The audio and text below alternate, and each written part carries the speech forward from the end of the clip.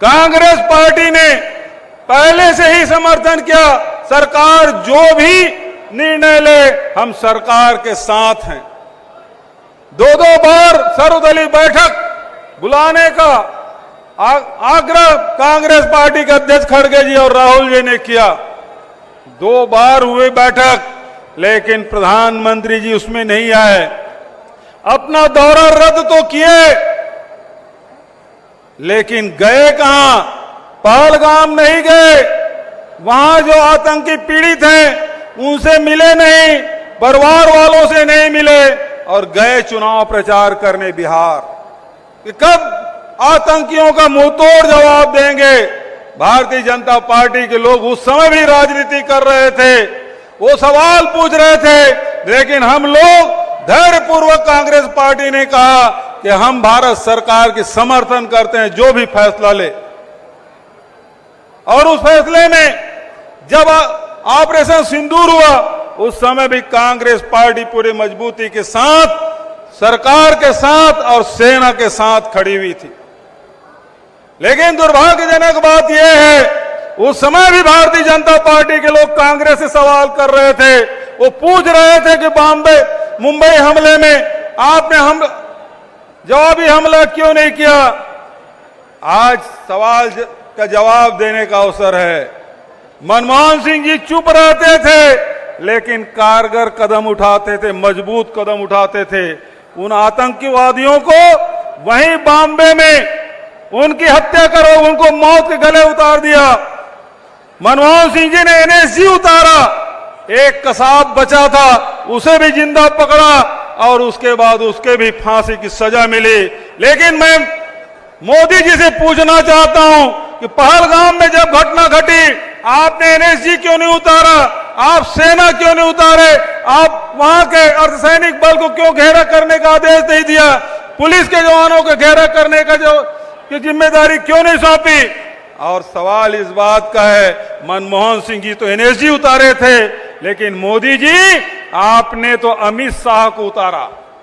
आज भी 4 आतंकी कहां हैं? देश की जनता जानना चाहती है। ये सवाल आज भी है। पहला सवाल कि वहां सुरक्षा व्यवस्था क्यों नहीं? दूसरा सवाल, वो 4 आतंकी कहां हैं? आज भी सरकार के पास जवाब नहीं। तीसरा सवाल यह है कि आपने अमेरिका के दबाव में सीज फायर क्यों किया?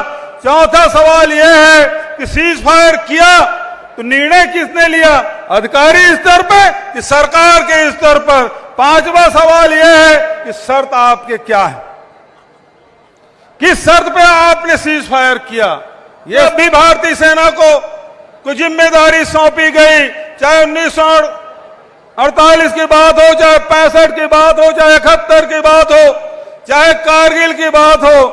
सेना ने अपना सर्वोच्च प्रदर्शन किया। 65 में पाकिस्तान को लोहे के चने चबाए और लाल बहादुर शास्त्री ने उस समय नारा दिया था, जय जवान जय किसान का नारा उन्होंने दिया। 71 में हमारे सेना ने पाकिस्तान के 2 टुकड़े कर दिए।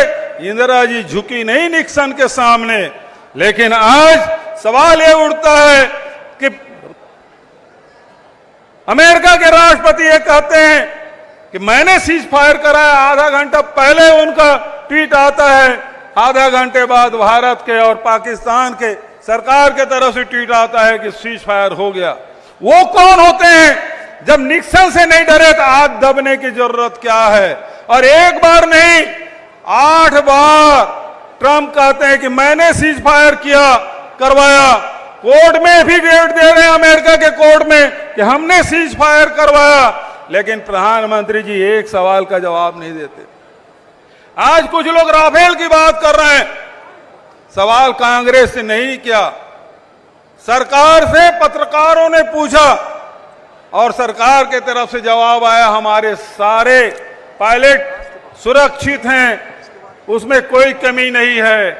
यहीं से प्रश्न उठता है कि हमारे यदि पायलट आ गए हैं तो राफेल कहां है? इसलिए सवाल उठता है, कांग्रेस की ओर से सवाल नहीं है।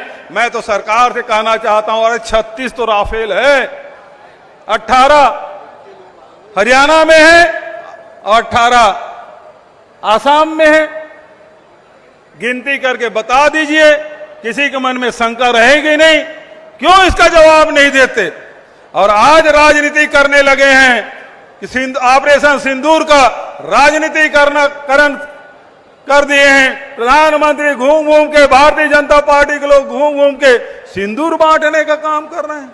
अरे सुहागन अपने पति के नाम से सुहाग जिंदा रहे, स्वस्थ रहे, इसके लिए अपने मांग में उसे सजाती है, अपने पति के हाथ से लेके उसे सजाती है। मोदी जी कौन होते हैं सुहागन के मांग में सिंदूर देने वाले? आज महिलाओं का अपमान कर रहे हैं। तो आज जो राजनीति हो रही है वो बेहद दुर्भाग्यजनक। लेकिन आज भी भारत की सेना किसी पार्टी की नहीं है, भारत की सेना किसी सरकार की नहीं है। अरे भारत की सेना ये देश की है, जो हमेशा इस देश के एकता और अखंडता बनाने के लिए अपने सर्वोच्च बलिदान देते रहे। उसका राजनीतिकरण मत करिए।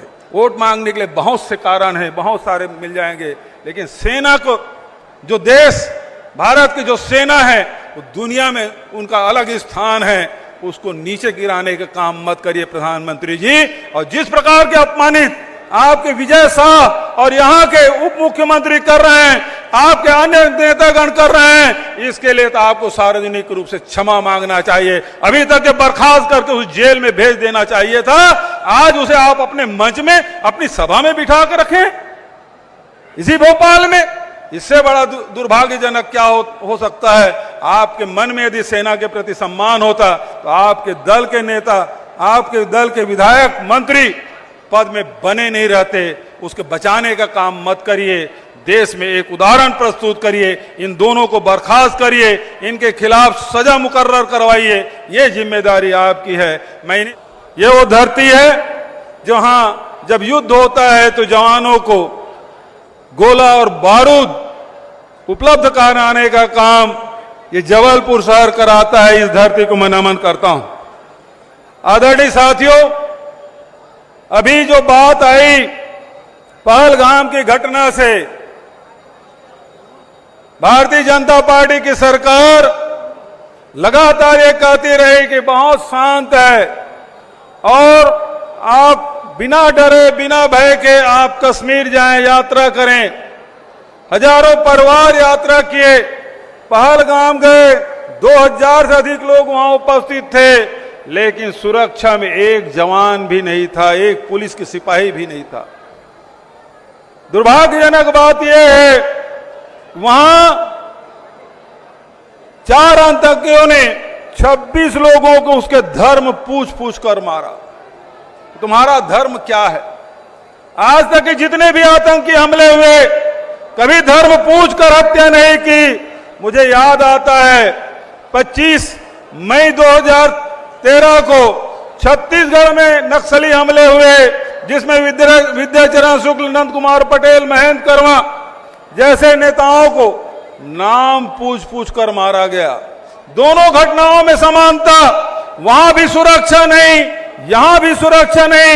यहां नाम पूछ पूछ कर मारा गया, वहां धर्म पूछ पूछ कर मारा गया। ऐसी क्या समानता है इन दोनों में? ऐसा कैसे हुआ? यह सोचने का विषय है। हमारे बीच में खाई बढ़ाना चाहते थे, इसलिए उन्होंने कहा, लेकिन देश के 140 करोड़ जनता